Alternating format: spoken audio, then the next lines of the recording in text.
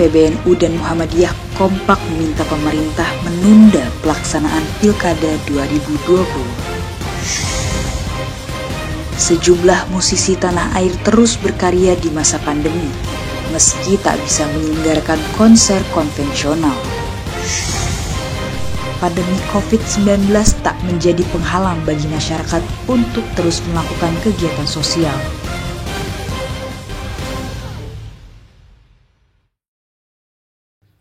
Halo pemirsa, berjumpa lagi dalam 5 News dengan berita terhangat dan teraktual bersama saya, Mahdia Nargis.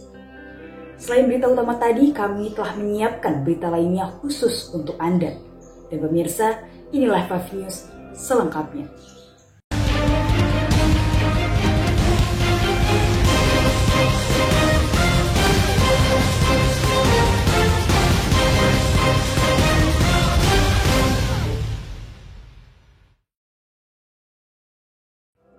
Dua ormas Islam pengurus besar Nahdlatul Ulama atau PBNU dan Muhammadiyah meminta agar pemerintah pusat menunda pelaksanaan pilkada serentak pada 9 Desember mendatang.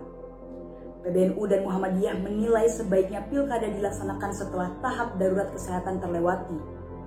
Meski begitu, pemerintah pusat mengaku siap untuk menggelar pesta demokrasi di akhir tahun. Berita kali ini akan dibawakan oleh rekan saya, Nadia Febiana.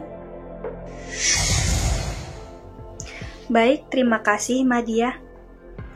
Oke rekan-rekan, pelaksanaan pemilihan kepala daerah resmi dinyatakan oleh KPU akan dilaksanakan pada 9 Desember 2020. Namun sejumlah pihak menyarankan kepada pemerintah Republik Indonesia agar menunda Pilkada 2020 ini. Salah satunya datang dari PBNU dan juga Muhammadiyah yang bersikukuh menyerukan penundaan pelaksanaan pemilihan kepala daerah. Banyak pihak yang mengkhawatirkan jika pesta demokrasi ini terus dilaksanakan, maka akan memperparah peningkatan jumlah kasus positif COVID-19 di Indonesia. KPU menyebut bahwa pihaknya telah siap dalam sisi regulasi, dukungan, dan juga kesiapan di lapangan untuk menerapkan sistem protokol kesehatan di lingkungan penyelenggaraan pemilihan kepala daerah di KPU. Baik rekan-rekan, saat ini saya sudah terhubung dengan Bapak Ferdinand Eskol Tiar Sirait selaku Kepala Biro Hukum, Humas, dan Pengawasan Internal Bawaslu. Kalau melihat kondisi sekarang, antisipasi agar pilkada tidak menjadi klaster penyebaran COVID-19 itu misalnya adalah mengeluarkan sejumlah kebijakan ya dalam pelaksanaan pemilihan dengan melakukan protokol kesehatan yang ketat pada masing-masing tahapan. Kemudian juga pembatasan pelaksanaan kampanye yang mengakibatkan kerumunan massa. Selanjutnya memastikan prosedur yang aman pada saat pemungutan suara dan lain sebagainya. Nah, untuk mencegah kerumunan massa kembali terulang pada tahapan penetapan dan pengundian nomor urut, Bawaslu kemarin itu menerbitkan ya surat edaran tentang penetapan dan pengundian nomor urut paslon Pilkada 2020. Selain itu dari aspek Bawaslu juga terdapat beberapa strategi yang dilakukan. Yang pertama dalam hal pencegahan, yang kedua Bawaslu dan jajarannya untuk tetap menggunakan alat pelindung diri dalam melakukan setiap tahapan penyelenggaraan. Artinya kita juga akan melindungi secara personal. Yang ketiga, dalam hal penindakan, Bawaslu telah menginisiasi pembentukan kelompok kerja penanganan pelanggaran protokol COVID-19 tersebut. Baik rekan-rekan, kemudian saya akan beralih ke narasumber kedua, yaitu Bang Coki Guntara dari Ketua PCPMII Jakarta Selatan. Menurut penilaian saya terkait statement PBNU bahwa alasan terkuat adalah pilkada ini itu kan masyarakat akan memilih dengan cara datang ke TPS, di mana ketika masyarakat ini nanti datang ke TPS pasti di sana ada kerumunan gitu, atau berkerumun yang itu justru akan menyebabkan penyebaran COVID-19 ini semakin cepat gitu. Yang jelas pasti PBNU ya akan meminta kepada dalam hal ini penyelenggara ya, baik KPU maupun Bawaslu, bagaimana pilkada nanti mekanisme pemilihan itu harus diatur sedemikian baik agar tidak terjadi kerumunan di TPS masing-masing. Saya kira begitu, Bensina. Demikian liputan yang saya sampaikan. Saya Nadia Febiana melaporkan. Kembali ke Mahdia. Pandemi COVID-19 membuat sektor perekonomian di Indonesia menjadi tidak stabil. Hal tersebut mengakibatkan berbagai bidang lainnya ikut terdampak. Salah satunya adalah bidang otomotif. Efek yang sangat dirasakan bagi para pengusaha otomotif, terutama pengusaha mobil bekas, adalah penjualan yang merosot dari tahun-tahun sebelumnya. Berbagai cara telah direncanakan pemerintah untuk dapat mendorong kembali pertumbuhan sektor otomotif tersebut. Salah satunya dengan relaksasi pajak mobil baru. Berita kali ini akan dibawakan oleh rekan saya, Eduardus Sultan. Terima kasih Mahdia. Baik pemirsa, pandemi virus corona menyebabkan perekonomian di Indonesia menjadi tidak stabil. Salah satu sektor yang ikut terdampak adalah sektor otomotif. Selama pandemi, banyak pemilik dealer mobil baru maupun mobil bekas yang mengalami penurunan pada kurva penjualannya. Saat ini, pemerintah sedang melakukan sebuah wacana, yaitu relaksasi pajak pada mobil baru. Dengan kata lain, pajak mobil baru dapat mencapai 0% dan harga mobil baru dapat turun hingga 20-40%. Meskipun begitu, hal tersebut juga menyebabkan berbagai dampak yang cukup signifikan kepada penjual mobil baru maupun mobil bekas. Pemirsa, saat ini kita sudah tersambung dengan narasumber kita yang juga salah satu pemilik dealer mobil bekas. Dari awal-awal pandemi COVID-19, penjualan kita sangat menurun sekali. Rata showroom itu penjualan itu hampir 80-85% itu leasing, kredit prosesnya. Jarang banget yang cash.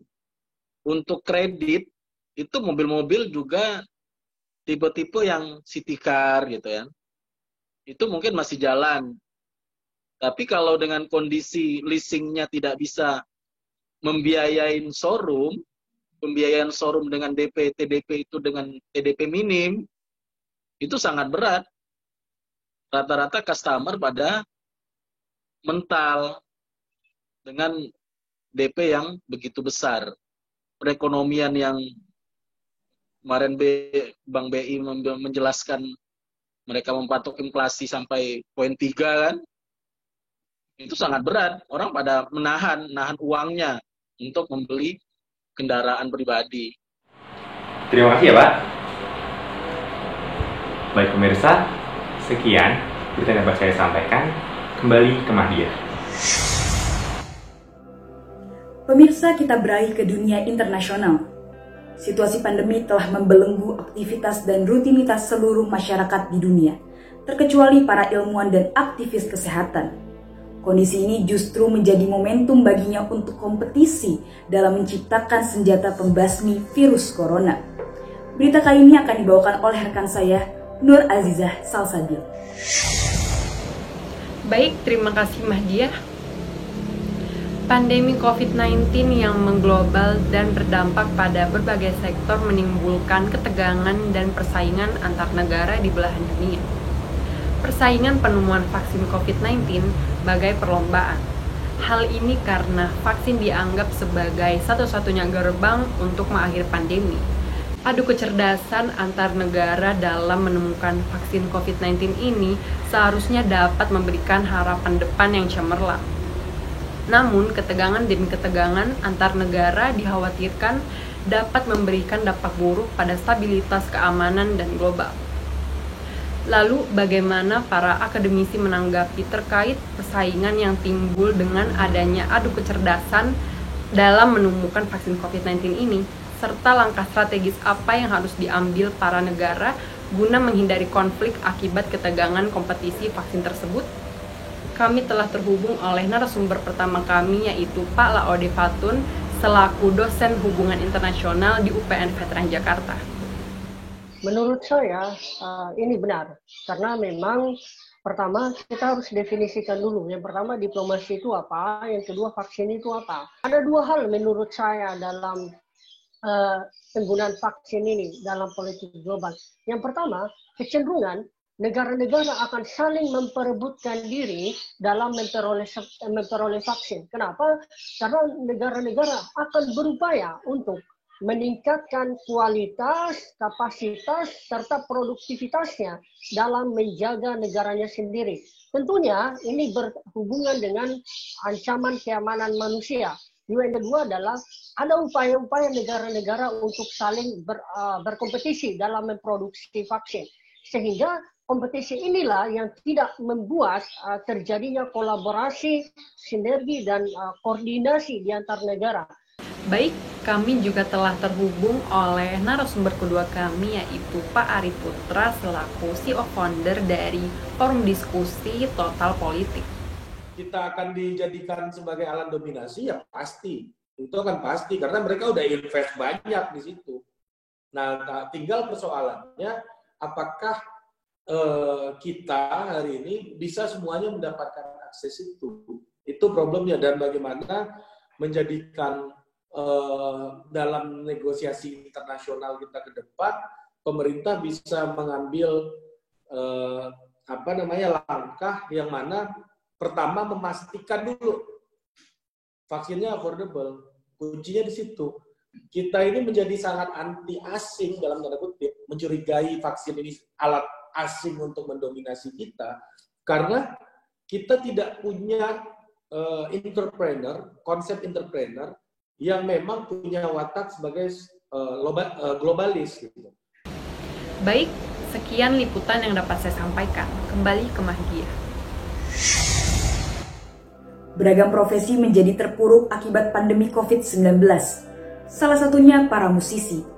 Pembatasan kerumunan massa menghambat pemasukan para pekerja seni. Meski new normal telah berlangsung, namun belum ada keputusan pasti bagi nasib para musisi. Berita kali ini akan dibawakan oleh rekan saya, Siti Adira Kania. Baik, terima kasih Mahdia. Pandemi COVID memang menjadi pukulan bagi masyarakat, terutama bagi para musisi.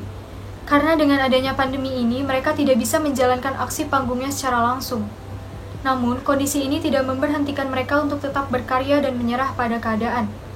Untuk mengetahui lebih jelas bagaimana ragam cara yang dilakukan oleh para musisi agar dapat berkarya di tengah pandemi seperti ini, kami telah terhubung oleh narasumber pertama kami, yaitu Farel Hilal Ramadan, selaku musisi. Dampaknya, kalau gue sebenarnya nggak terlalu banyak. Cuman ya paling kayak panggung-panggung yang di, kan gue basically gue main di kafe-kafe juga kan. Paling yang di kafe dan di tempat-tempat restoran dan lain-lain, paling itu yang kena dampaknya. Kalau misalkan kayak gue, tapi karena gue bersyukur juga selain main live, gue juga sebagai produser. Nah, makanya gue nggak terlalu hilang, ibaratnya mainan gue tuh nggak terlalu hilang gitu. Ya situasi seperti ini, harapannya semoga yang main musik tetap main musik, yang lagi ada banyak tanggungan tapi susah untuk dipenuhi karena harus berhadapan dengan situasi seperti ini, semoga segera membaik dan semoga cepat pulih. Baik, selain itu kami juga sudah terhubung oleh narasumber kedua kami, yaitu Rifki Fitriansah selaku musisi. Nah, gue sendiri sebelumnya emang sering bikin konten buat Instagram gue, ya kan? Bikin konten buat Instagram gue, terus tiba-tiba ada yang namanya corona, terus kayak tiba-tiba TikTok booming nih, ya kan? TikTok booming, akhirnya gue coba nih main ke TikTok. Dan alhamdulillah sampai sekarang gue bisa dibilang konsisten buat berkonten di TikTok, dan itu sebuah batu loncatan gue sebagai seorang penyanyi atau sebagai seorang musisi. Sangat-sangat efektif. Soalnya kalau zaman sekarang ya nggak bisa dipungkiri lagi, sosial media jadi senjata utama lah ya buat kita ngasih tahu karya-karya kita, bisa dibilang konten-konten kita. Beda kalau sama zaman dulu. Zaman dulu kita misalnya kayak pakai kaset, pakai CD, pakai apa segala macam. Kalau sekarang itu lebih gampang. Dan itu yang harus dimanfaatin. Oke, dampaknya ya. Sebelumnya itu gue tuh biasanya itu aktif di musik dan itu tuh off air, langsung di tempat. Kayak misalnya gue sama band yang kebentuk di SMA gue tuh biasanya dari panggung ke panggung, pensi ke pensi. Nah, dampak yang gue rasain selama karantina ini ya udah gue cuma bisa menghibur penonton gue atau audiens gue itu lewat sosial media doang, nggak bisa lewat live gitu. Sekian liputan yang dapat saya sampaikan, kembali ke Mahdiah. Pembatasan sosial yang terjadi di kala pandemi tidak menyurutkan niat para penggagas organisasi sosial untuk tetap berbuat baik dan memberikan manfaat untuk sesama. Berikut liputan khusus mengenai serba-serbi kegiatan sosial di tengah pandemi COVID-19 yang akan disampaikan oleh rekan saya, Habib Ali Zainal.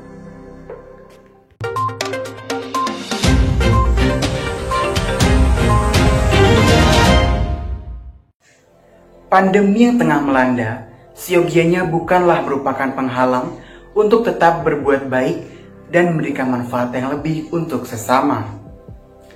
Di tengah segala keterbatasan yang ada, masih terdapat orang-orang dengan hati mulia di balik organisasi sosial kemasyarakatan. Mencari keuntungan bukan merupakan tujuan mereka, namun memberikan manfaat itulah yang utama. Lantas, hal apa yang melatar belakangi mereka membentuk organisasi sosial kemasyarakatan?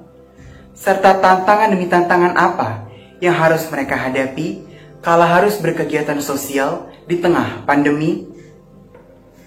Untuk informasi lebih mendalam, saat ini telah terhubung secara daring Kak Sharon Wenas selaku Presiden of Girl Up Community Region DKI Jakarta. Jawabannya simpel banget ya, kenapa ranahnya perempuan, itu ya karena aku sendiri itu adalah perempuan gitu, dan aku memang sadar bahwa perempuan itu tuh masih terbelakang di berbagai hal gitu ya. Aku ngerasa bahwa kayaknya dengan Girl Up ini, kalau aku buat Girl Up di Jakarta itu bisa banyak perempuan sih yang merasa Girl Up itu tuh bakal bermanfaat bagi mereka, bisa menjadi wadah yang baik juga dan membangun juga bagi mereka. Itu sih latar belakangnya.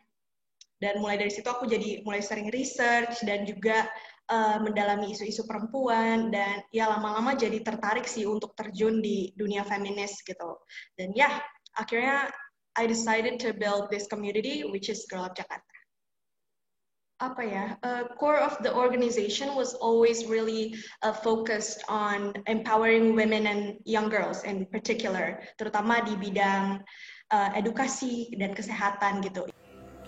Setelah perbincangan dengan narasumber pertama, saat ini telah terhubung secara daring narasumber kedua kita, yakni Citra Ayu Kinanti, selaku founder dari Girl Up Community Chapter UPN Veteran Jakarta.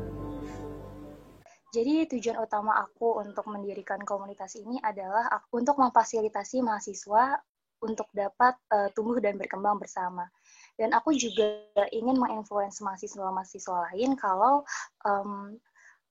isu-isu perempuan itu penting. Jadi kita harus lebih aware lagi, harus lebih concern lagi terhadap isu-isu tersebut. Tentu aja ya ada kesulitan-kesulitan yang aku harus hadapi, apalagi kita masih merintis. Karena kalau misalkan nggak pandemi, kita offline, kita ngurus proposal, kita bisa komunikasikan ke wadik itu lebih mudah. Dan mau nggak mau, berserba online ini, jadi kita harus kerja lebih ekstra lagi untuk reach out pihak-pihak tersebut. Tentu aja kita akan oprek, tapi untuk saat ini opreknya itu untuk staff ya, karena kita udah ada head dari departemen masing-masing, dan untuk prosedurnya itu masih belum fix juga, karena tapi rencananya sih bulan ini kita oprek. Nanti ditunggu aja, stay tune ya. Perbincangan dan informasi mengenai serba-serbi berkegiatan sosial di tengah pandemi tadi sekaligus menutup perjumpaan kita pada liputan khusus 5 News episode kali ini. Sampai jumpa pada liputan khusus 5 News episode selanjutnya. Baiklah pemirsa, berita tadi sekaligus menutup perjumpaan kita pada hari ini. Semoga informasi yang kami sampaikan dapat bermanfaat untuk Anda. Tetap di rumah saja dan jaga kesehatan, serta selalu menerapkan protokol kesehatan yang dianjurkan oleh pemerintah. Saya Mahdiah beserta kru yang bertugas pamit undur diri. Terima kasih dan sampai jumpa. 5 TV. Be Kreatif.